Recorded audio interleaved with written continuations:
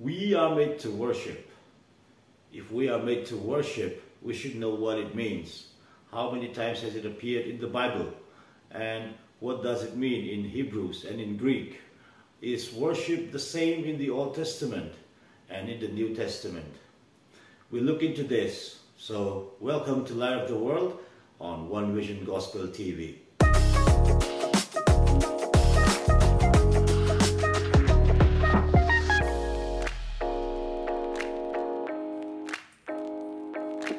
So let's get started with worship.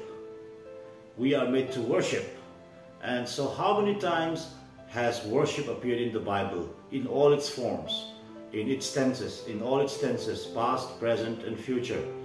So the word worship is mentioned 8,629 times in the King James Version.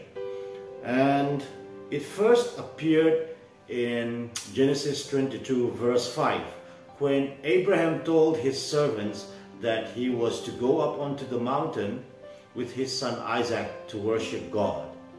And that is found, as I have said, in Genesis chapter 22 verse 5. Abraham said unto his young men, that means his servants, "Abide ye here with the ass, with the animals, and I and the lad," meaning Isaac, "will go yonder and worship and come again to you." The word worship here implies to sacrifice. Abraham was told by God to sacrifice Isaac. And so let us bear this in mind. Keep this in mind that worship and sacrifice are two of a kind. We'll look into that.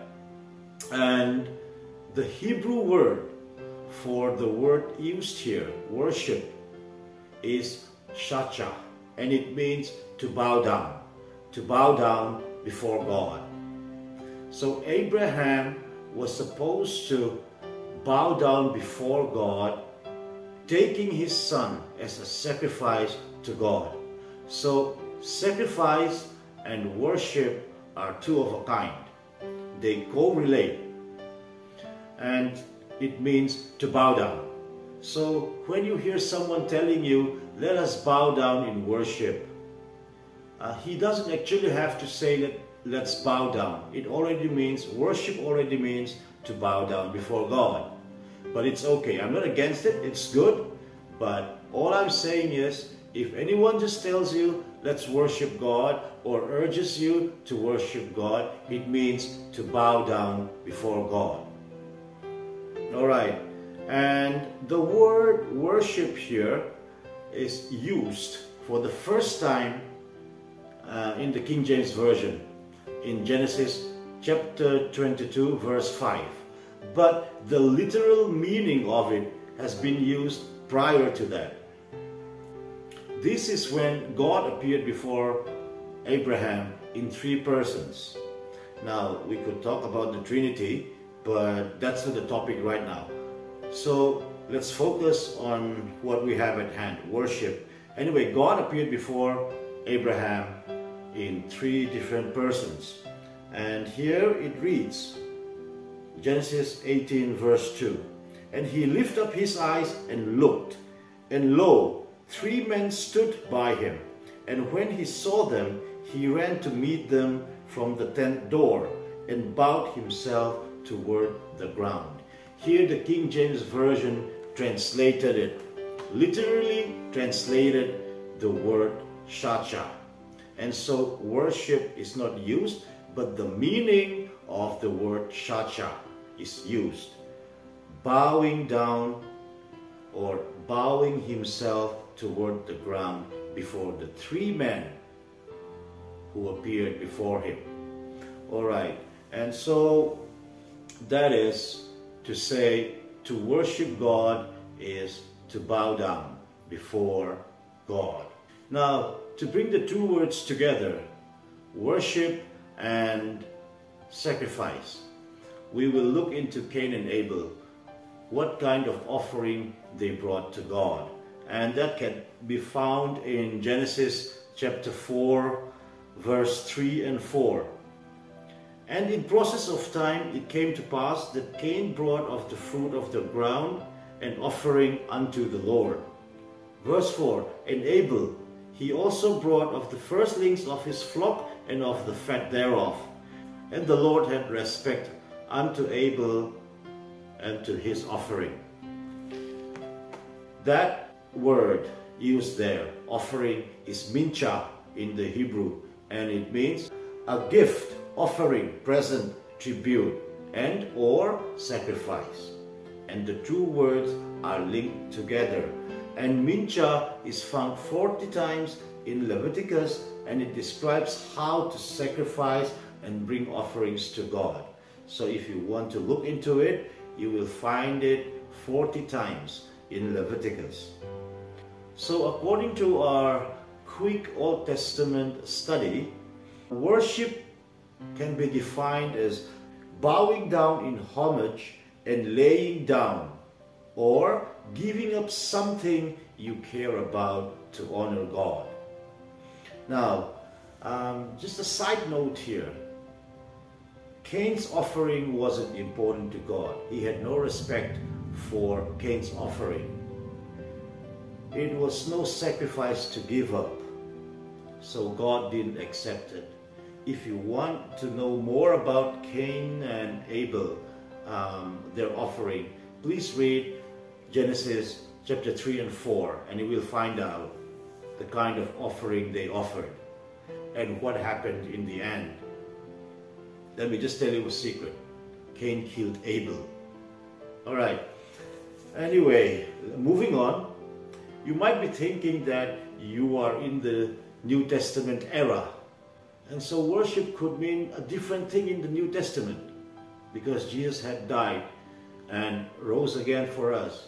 He had done so many things. But let us look into this. In Matthew chapter 2, verse 2, the very first book in the New Testament, Matthew chapter 2, verse 2, saying, where is he that is born King of the Jews? For we have seen his star in the east, and are come to worship him. The word worship is used here, and as you know, New Testament is written in Greek. And so what is worship in Greek? Well, as you can see here, it is pronounced proskunao, or maybe this guy can do it better. Proskunao. Proskunao. I think I was very close. Proskunao. Alright, proskunao means, let's see, this Greek word, according to Strong's lexicon, means to fall upon the knees and touch the ground with the forehead. Now, isn't that even more extreme? To fall upon the knees and touch the ground with the forehead as an expression of profound reverence. Sounds a lot like the meaning in Hebrews found in the Old Testament. Yes, so they actually mean the same thing. And here are some other instances in the New Testament where the word shows up, proskunao or proskunao. Let's see if you can do a better pronunciation than I. You should try it.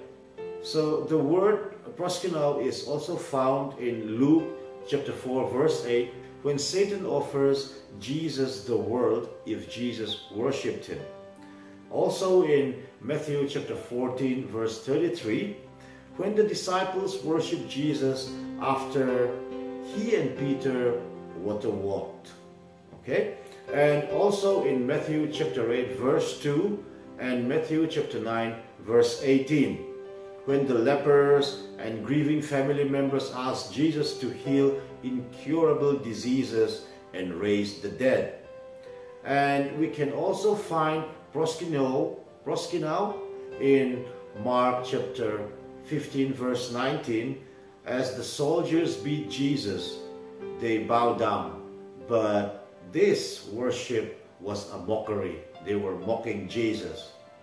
but the meaning remains the same.